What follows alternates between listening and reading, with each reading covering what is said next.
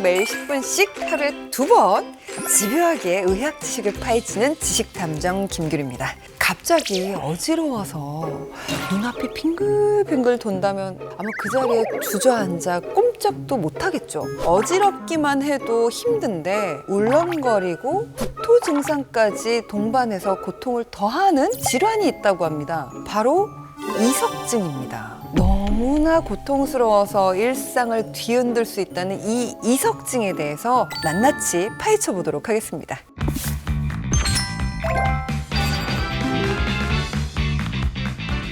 자, 우리의 건강을 책임질 히어로 이비인후과 전문의 이승훈 선생님 모셨습니다. 안녕하세요. 안녕하세요.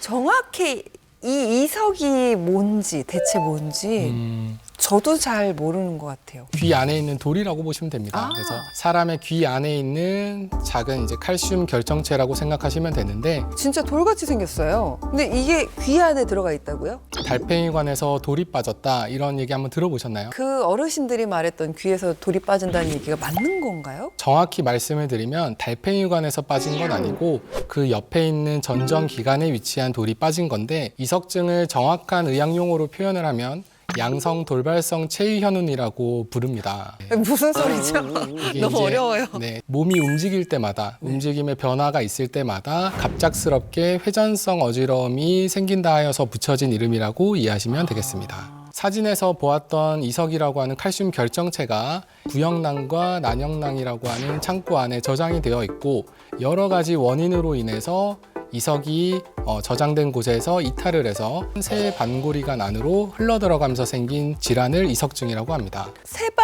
세반고리관은 어떤 거길래 그리로 들어가면 왜 어지럽게 되는 거죠? 회전하는 운동을 감지하는 평형기관인데, 자세 변화가 생겼을 때 이석의 움직임으로 인한 림프에게 가속 운동이 발생하는데, 그 움직임이 반고리관 내에 위치한 팽내불응정이라는 감각 센서에 의해 감지되면 안구가 빙글빙글 돌면서 마치 회전하는 듯한 어지러움이 발생하게 됩니다. 이석증은 그러니까 제자리에 붙어 있어야 할 칼슘 결정체가 빠져서 평형을 유지하는 기관에 흘러들어가서 나를 어지럽게 만드는 거다. 맞나요? 맞습니다.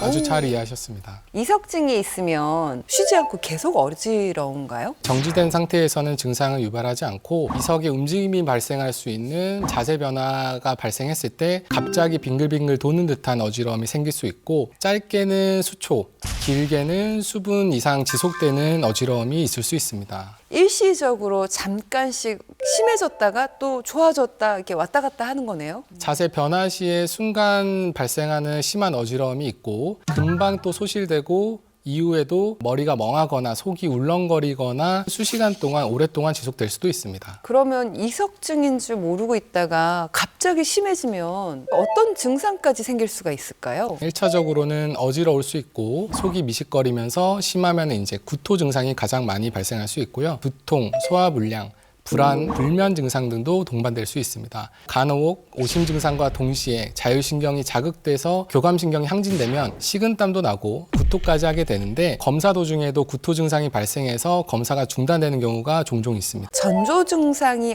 전혀 없이 어느 날 갑자기 짠 하고서 어지러운가요? 명확한 원인 없이 갑자기 발병해서 병원에 오시는 경우가 대부분인데, 대표적인 몇 가지 원인을 준비를 했는데,